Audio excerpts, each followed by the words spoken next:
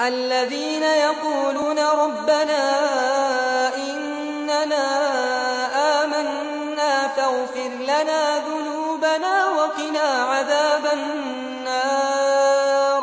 الصابرين والصادقين والقانتين والمنفقين والمستغفرين بالأسحار شهد الله أنه لا إله إلا هو والملائكة وأولو العلم قائما بالقسط لا